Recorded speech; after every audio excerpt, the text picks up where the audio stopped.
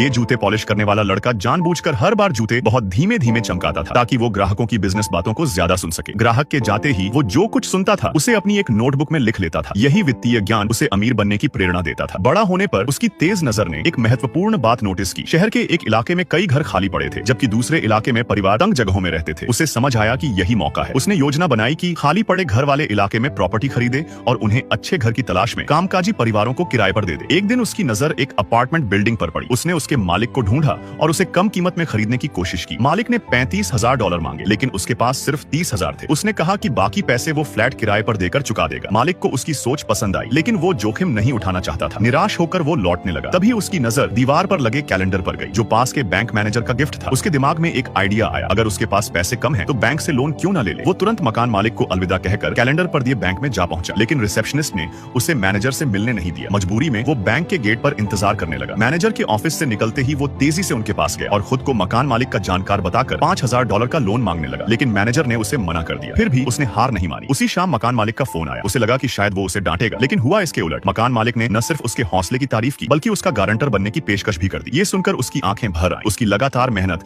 आखिर रंग लाई। प्रॉपर्टी उपलब्ध होते ही पहले ही दिन उसने उसे एक ऐसी महिला को किराए पर दे दिया जिसे घर की आवश्यकता थी। ठीक जैसा उसने सोचा था, मांग उम्मीद से ज्यादा थी। उसने जल्दी ही बाकी पैसे भी मालिक को लौटा दिए और अपना वादा निभाया। लेकिन जिंदगी हमेशा आसान नहीं होती। जब उसने बिजनेस बढ़ाने के लिए फिर से बैंक जाकर लोन मांगा, तब भी मैनेजर उससे मिलने से बचता रहा। परेशान मगर अड़ेग, उसने चारों ओर देखा और नोटिस किया कि उसी ऑफिस बिल्डिंग में 7 बैंक हैं। फिर उसके मन में एक साहसी विचार आया, अगर वही बिल्डिंग उसकी हो तो फिर बैंकें उसे मना नहीं कर पाएंगी, और मालिक होने के नाते वो फाइनेंस के बारे में और भी सीख सकता था। उसने एक कंस्ट्रक्शन वर्कर को ढूंढा, उसे अच्छे कपड़े पहनाए और बिल्डिंग के मालिक से बात करने भेजा। रात में वो खुद बैंक बिल्डिंग पर गया, सारे जरूरी आंकड़े जुटाए और कंस्ट्रक्शन वर्कर को याद करवा दिए। बिल्डिंग की असली कीमत $24 लाख थी, लेकिन उसके गणित और तैयारी की वजह से वह उसे $15 लाख में आसानी से खरीदने में सफल रहा। इसके बाद सब बदल गया। बैंकिंग अब उसका सम्मान करने लगी। बिल्डिंग का मालिक होने के कारण उसे आसानी से लोन भी मिल जाता था। स्थिर फंडिंग से उसका रियल एस्टेट साम्राज्य तेजी से फैलने लगा। अपने शिखर पर वो 170 प्रॉपर्टी का मालिक था और यहाँ तक कि उपराष्ट्रपति संग तस्वीर भी खिंचवाई। उसने सच में अपना बचपन का सपना पूरा कर लिया।